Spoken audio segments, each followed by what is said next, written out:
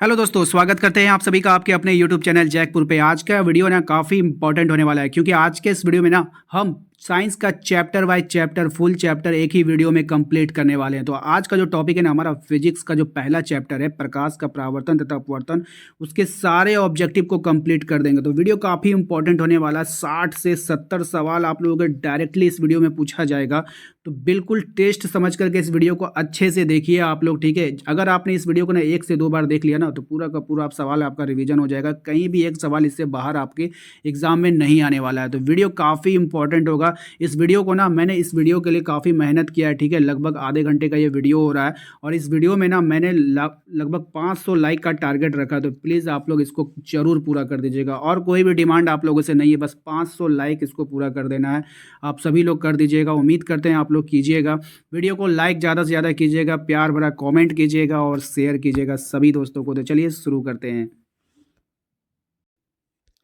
सबसे पहला सवाल देखिए आपके स्क्रीन पर दिख रहा होगा। सबसे पहले सवाल में पूछा गया है प्रकाश की जो किरण होती है वो गमन करती है, कहाँ से कैसे करती है? सीधी रेखा में करेगी, टेढ़ी रेखा में करेगी, किसी भी दिशा में कर जाएगी या फिर इनमें से कोई नहीं? तो इसका जो राइट आंसर हो जाएगा वो हो जाएगा आपका ऑप्शन नंबर ए, सीधी रेखा में गमन करेगी। ठीक है, नेक्स्ट सवाल पे चले।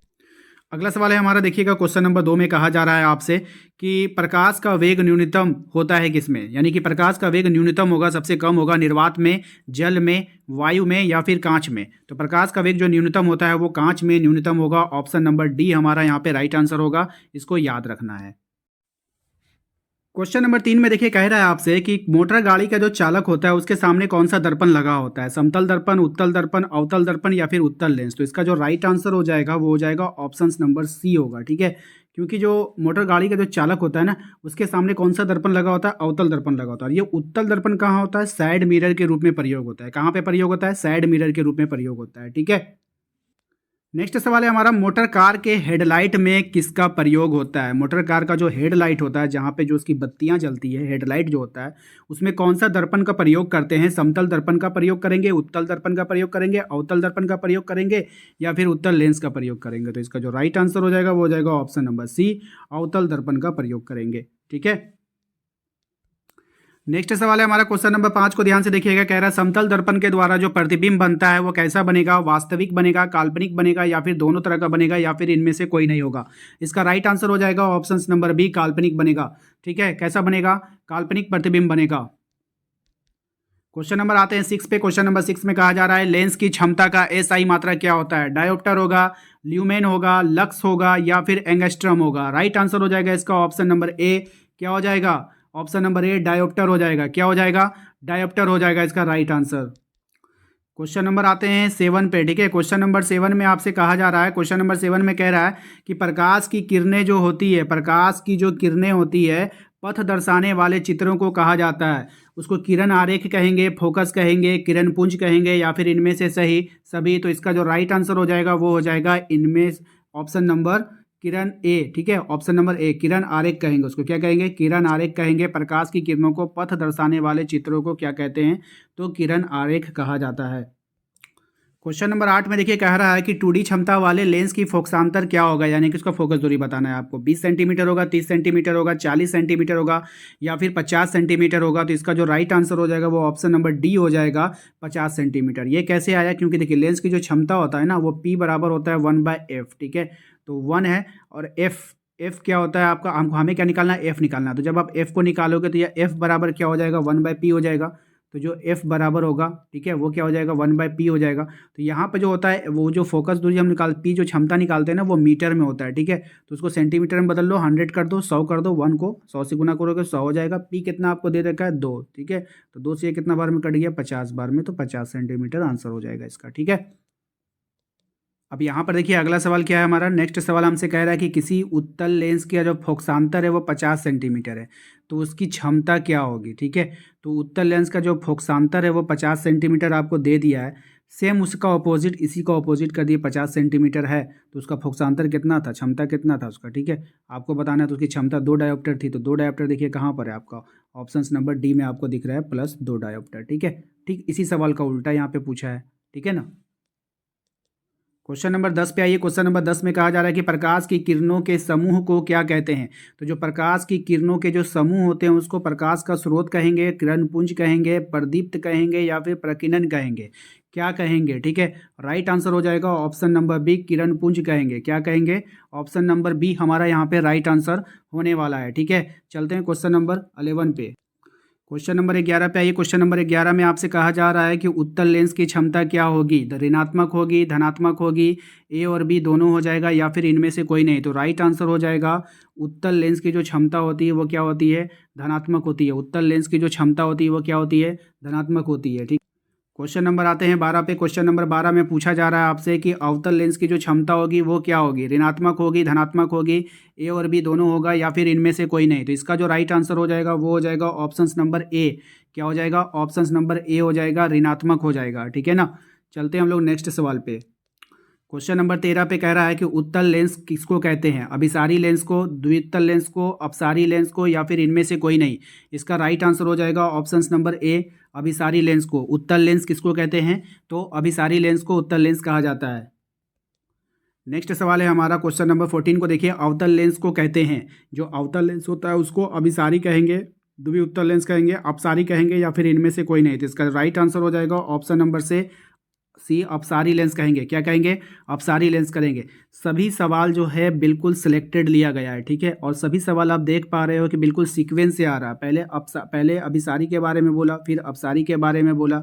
इससे क्या होगा, आपके सारा डाउट क्लियर होगा। इसलिए वीडियो जो है जरा सा भी स्किप मत कीजिएगा। फुल का फुल चैप्टर हम लोग इसमें कंप्लीट करने वाले हैं, ठीक है। हाँ, तो एक जरा सा भी वीडियो आप लोगों को स्किप नहीं करना है। तो चलिए नेक्स्ट को लाते हैं।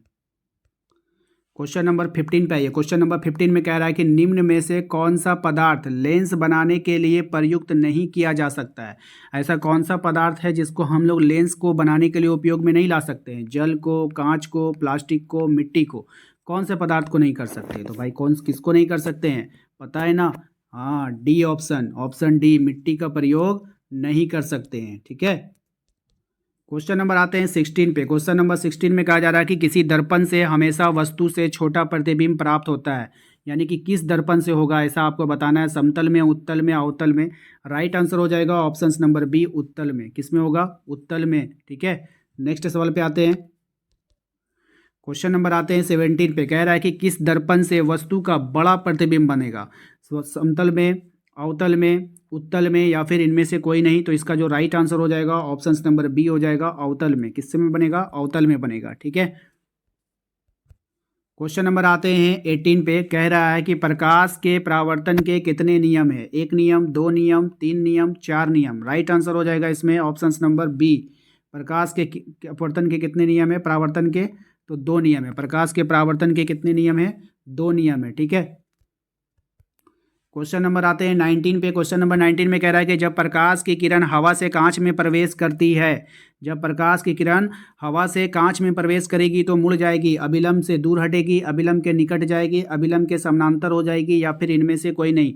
राइट आंसर हो जाएगा इसका ऑप्शन नंबर बी, अभिलंब के निकट आ जाएगी, ठीक है। क्या हो जाएगा, अभिलंब से निकट आ जाएगी।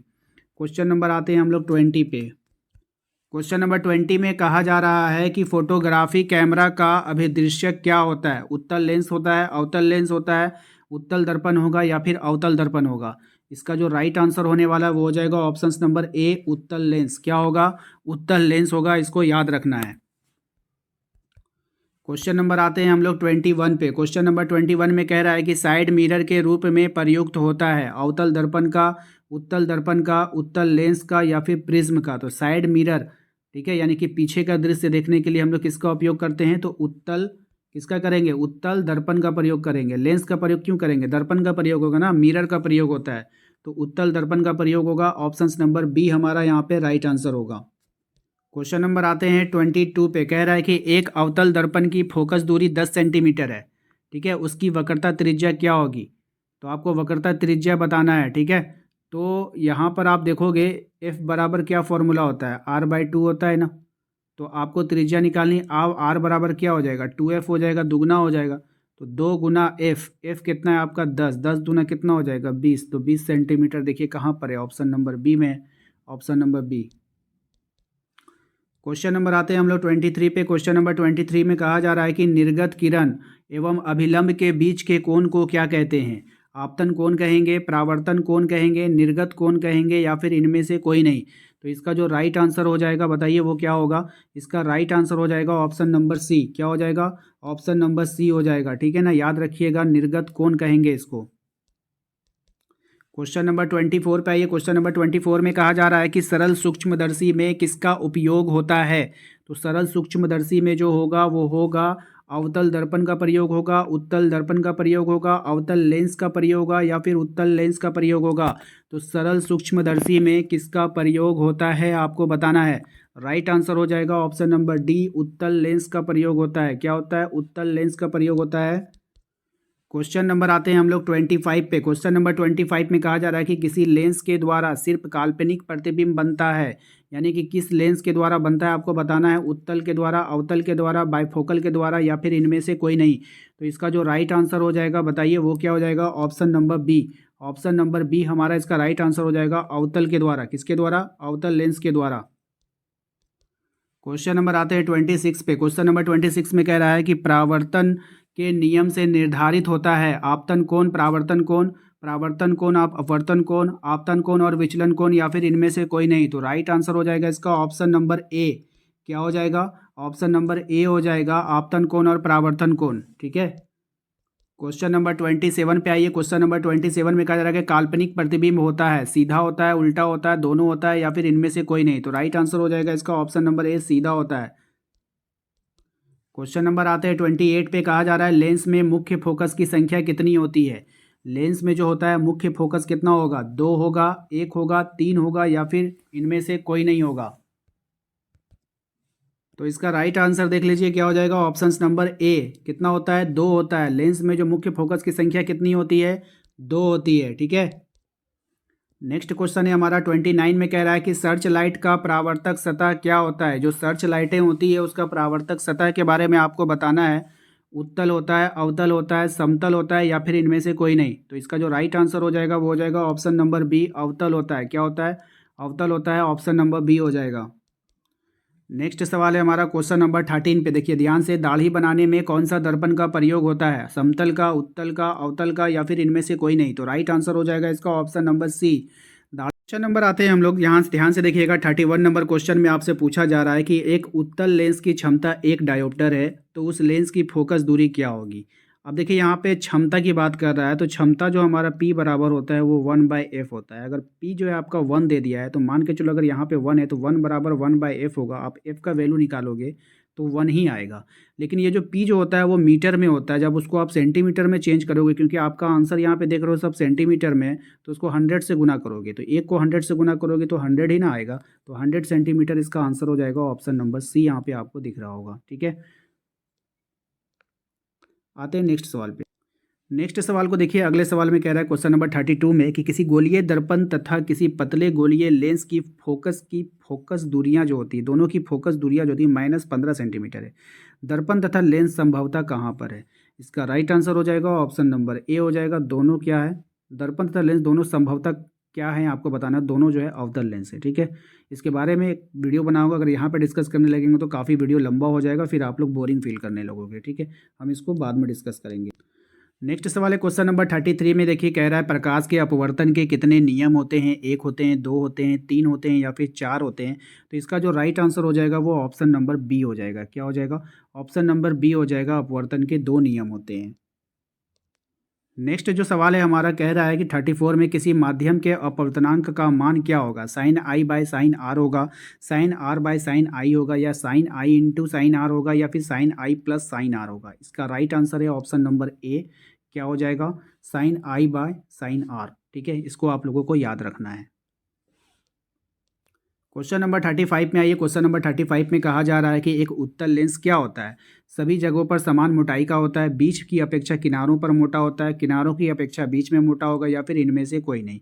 तो इसका जो राइट आंसर हो जाएगा वो आप लोगों को पता ही है। ऑप्शन नंबर क्या हो जाएगा? किनारों की अपेक्षा बीच में मोटा होता है। उत्तल लेंस जो बनता है वो किस प्रकार से बनता है? इस प्रकार से बनता है। ठीक है। देखो किनारों में पतला हो गया, अब बीच में क्या हो गया? मोटा हो गया।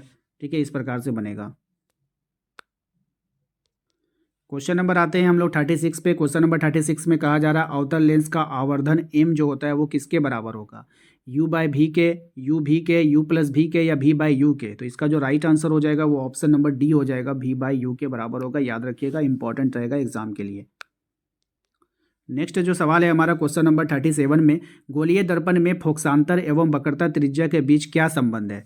आर बराबर 2f होगा, एफ बराबर आर होगा, एफ बराबर 2/r होगा या फिर आर बराबर f/2 होगा। तो इसका जो राइट आंसर हो जाएगा वो हो जाएगा ऑप्शन नंबर ए हो जाएगा हमारा। क्या हो जाएगा, आर बराबर 2f। ठीक है, आर बराबर क्या हो जाएगा, 2f हो जाएगा, याद रखिएगा। क्वेश्चन नंबर आते हैं हम लोग 38 पे। क्वेश्चन नंबर 38 में कहा जा रहा है कि सोलर कुकर में प्रयोग किया जाता है अवतल दर्पण का, उत्तल दर्पण का, समतल दर्पण का या उत्तल तथा अवतल दोनों दर्पण का प्रयोग होता है। तो राइट आंसर हो जाएगा ऑप्शन नंबर ए, अवतल दर्पण का प्रयोग किया जाता है। किसका प्रयोग किया जाता है, अवतल दर्पण का प्रयोग किया जाता है। ठीक है।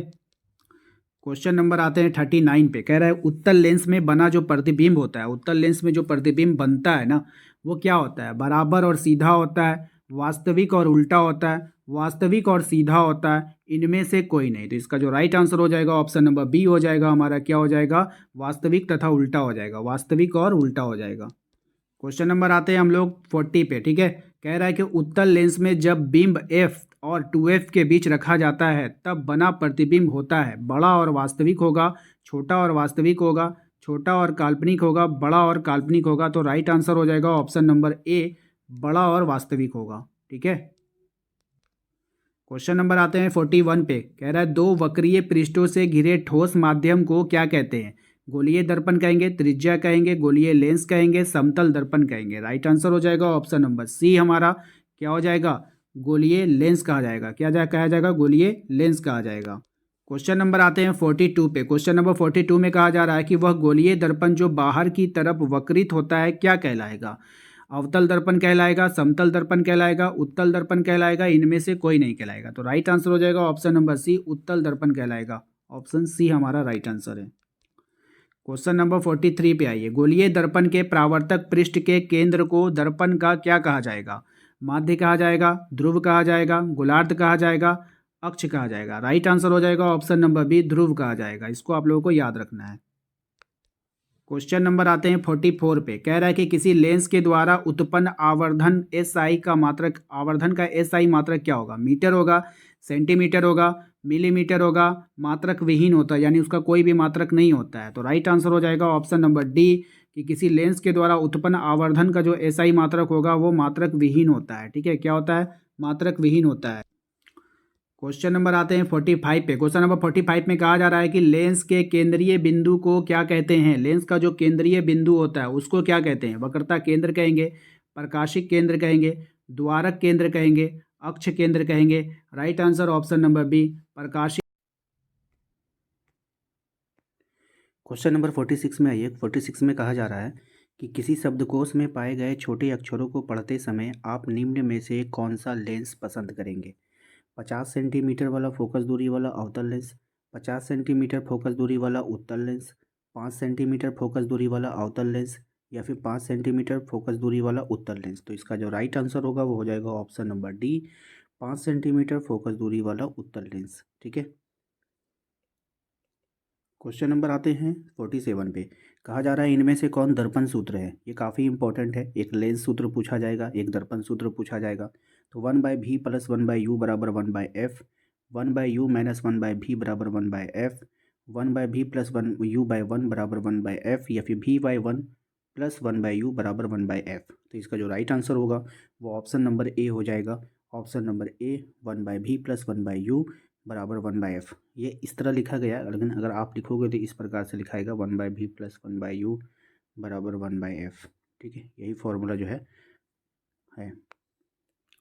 क्वेश्चन नंबर आता है 48 पे। क्वेश्चन नंबर 48 में कहा जा रहा है कि गोलीय दर्पण का वक्रता केंद्र को किस अक्ष से निरूपित किया जाता है, सी से, ओ से, पी से या फिर एफ से। तो वक्रता केंद्र को हम लोग निरूपित करते हैं सी से। किससे करते हैं, सी से करते हैं। क्वेश्चन नंबर है हमारा 49। 49 में कहा जा रहा है निर्वात में प्रकाश की चाल कितना होता है, 3 गुना 10⁸ ये जो है 8 9 आप देख रहे हैं ये पावर में है, या फिर 2 गुना 10⁸ और 3 × 10⁹ 9, 3 × 10⁸ 10। ठीक है। राइट आंसर हो जाएगा इसका ऑप्शन नंबर ए, 3 गुना 10⁻8 मीटर पर सेकेंड। इसको लिखने का तरीका इस प्रकार है, 10⁻8 मीटर पर सेकेंड। ठीक है, इस प्रकार से लिखिएगा। क्वेश्चन नंबर आते हैं हम लोग 50 पे। ठीक है, कहा जा रहा है कि दंत विशेषज्ञ जो दांत के जो डॉक्टर होते हैं मरीजों के दांतों का बड़ा प्रतिबिंब देखने के लिए किस दर्पण का प्रयोग करते हैं? अवतल दर्पण, समतल दर्पण, उत्तल दर्पण या फिर सभी का? तो राइट आंसर हो जाएगा ऑप्शन नंबर ए, अवतल दर्पण का प्रयोग करते हैं। ठीक है, ऑप्शन नंबर ए। नेक्स्ट क्वेश्चन है हमारा कि पतले लेंस की आवर्धन क्षमता होती है, कम होगा, अधिक होगा, संतुलित होगा या फिर सभी होगा? तो पतले लेंस की जो क्षमता होगी वो क्या होगा बाबू? वो होगा जो कम होगा। ठीक है, पतले लेंस की जो क्षमता होगी, आवर्धन क्षमता, वो क्या होगी? कम होगी। तो अब पतले लेंस का कम होगा, तो अब आपको बताना है कि जो मोटे लेंस की जो आवर्धन क्षमता होती है वो क्या होगी। तो मोटे लेंस का कम होगा, अधिक होगा, संतुलित होगा या कोई नहीं। तो इसका राइट आंसर हो जाएगा ऑप्शन नंबर बी, जो मोटा होगा उसका आवर्धन क्षमता क्या होगा? अधिक होगा। ठीक है, option number B. Question number आते हैं 53 पे। क्वेश्चन नंबर 53 में कहा जा रहा है कि अवतल दर्पण के ध्रुव और मुख्य फोकस के बीच रखे बिंब का प्रतिबिंब की प्रकृति होती है? आभासी तथा उल्टा, आभासी एवं सीधा, काल्पनिक एवं सीधा या फिर सभी? इसका राइट आंसर हो जाएगा ऑप्शन नंबर बी, आभासी एवं सीधा। ठीक है, ऑप्शन नंबर बी हमारा यहाँ पे राइट आंसर है।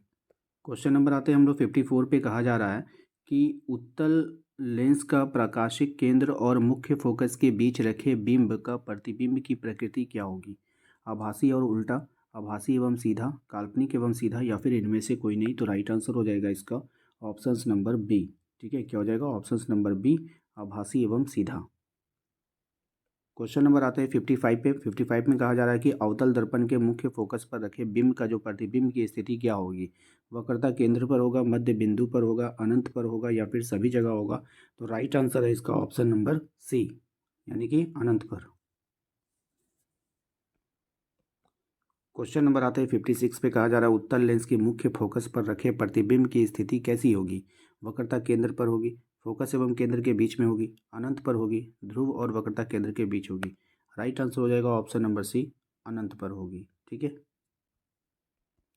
क्वेश्चन नंबर आते हैं 57 पे। 57 में कहा जा रहा है कि अवतल लेंस के मुख्य फोकस पर रखे बिंब का प्रतिबिंब की स्थिति क्या होती है? फोकस एवं वक्रता केंद्र पे होगा, प्रकाशिक केंद्र और फोकस के बीच होगा, ध्रुव और वक्रता के केंद्र के बीच होगा? तो राइट आंसर हो जाएगा इसका ऑप्शन नंबर बी, प्रकाशिक केंद्र और फोकस के बीच होगा। क्वेश्चन नंबर आते हैं 58 पे। कहा जा रहा है कि अवतल लेंस के सामने अनंत पर रखे बिंब का प्रतिबिंब की स्थिति क्या होगी? अब अनंत पे रखा गया है तो इसका क्या होगा? तो इस वक्रता केंद्र पर होगा, फोकस पर होगा, अनंत पर होगा या फिर ध्रुव पे होगा? तो राइट आंसर है इसका ऑप्शन नंबर बी, फोकस पर होगा। किस पे होगा? फोकस पर होगा। क्वेश्चन नंबर आते हैं 59 पे। कहा जा रहा है कि अवतल दर्पण के सामने अनंत पर रखे बिंब का प्रतिबिंब की स्थिति बताना है। वक्रता केंद्र पर, अनंत पर, ध्रुव पर या फिर फोकस पर? राइट आंसर हो जाएगा ऑप्शन नंबर डी, फोकस पर। क्वेश्चन नंबर 60 पे आइए। क्वेश्चन नंबर 60 में कहा जा रहा है कि लेंस के प्रकाशिक केंद्र से गुजरने वाली प्रकाश की किरणें अपवर्तन के पश्चात विचलन के साथ निर्गत होती है, 7 रंगों में विभक्त हो जाती है, बिना विचलन के निर्गत होती है, इनमें से कोई नहीं। तो राइट आंसर हो जाएगा ऑप्शन नंबर बी, 7 रंगों में क्या हो जाती है? विभक्त हो जाती है। ठीक है, option number B. Question number 61 पे आइए। क्वेश्चन नंबर 61 में कहा जा रहा है कि मुख्य फोकस से गुजरने वाली प्रकाश की किरण उत्तल लेंस में अपवर्तन के पश्चात क्या होगा? मुख्य अक्ष के विपरीत हो जाती है, निर्गत किरण मुख्य अक्ष के समांतर हो जाती है, मुख्य अक्ष से दूर हो जाती है, उसी पथ में अनुदिश वापस परावर्तित हो जाती है? राइट आंसर हो जाएगा इसका ऑप्शन नंबर बी, निर्गत किरण मुख्य अक्ष के समानांतर हो जाती है। ठीक है, क्वेश्चन नंबर आते हैं हम लोग 62 पे। कहा जा रहा है कि मुख्य अक्ष के समानांतर आने वाली कोई प्रकाश की किरण अवतल लेंस से अपवर्तन के पश्चात मुख्य अक्ष के विपरीत हो जाती है, उसी पथ के अनुदिश वापस परावर्तित हो जाती है, निर्गत किरण के मुख्य अक्ष के समांतर हो जाती है, निर्गत किरण के मुख्य अक्ष से दूर हो जाती है? तो इसका राइट आंसर हो जाएगा ऑप्शन नंबर डी, क्या हो जाएगा? निर्गत किरण के मुख्य अक्ष से दूर हो जाती है। तो उम्मीद करते हैं कि आप लोगों को आज का ये वीडियो पसंद आएगा। वीडियो पसंद आए तो प्लीज़ वीडियो को लाइक कर दीजिए। ज़्यादा नहीं, 500 लाइक का टारगेट है आज के इस वीडियो के लिए। और हाँ, इसके बाद जितने भी नेक्स्ट चैप्टर है इसी प्रकार से आते रहेंगे, तो चैनल को सब्सक्राइब करके बेल आइकन को दबा लीजिएगा ताकि आने वाली हर एक वीडियो का नोटिफिकेशन आपके मोबाइल पे जाए। इसके अलावा आप हमारे वेबसाइट पे जा सकते हो। हमारे वेबसाइट कुछ नहीं करना है, गूगल पे आपको सिर्फ जयपुर सर्च करना है, आपको सबसे ऊपर में ही मेरा वेबसाइट दिख जाएगा। वेबसाइट पे जाओगे तो वहाँ पर आपको प्रैक्टिस सेट मिलेगा, आप वहाँ पे अपना प्रैक्टिस सेट लगा सकते हो। इसके अलावा आप हमारे व्हाट्सएप ग्रुप्स को ज्वाइन कर सकते हो, दिए गए नंबर पे संपर्क करके। टेलीग्राम ग्रुप ज्वाइन कर सकते हो, उसका लिंक आपको डिस्क्रिप्शन में मिल जाएगा, जहाँ से आप अपने सभी वीडियो को वॉच कर सकते हो, सभी PDF को डाउनलोड कर सकते हो। तो ये सब सुविधाएँ हमारी ओर से दी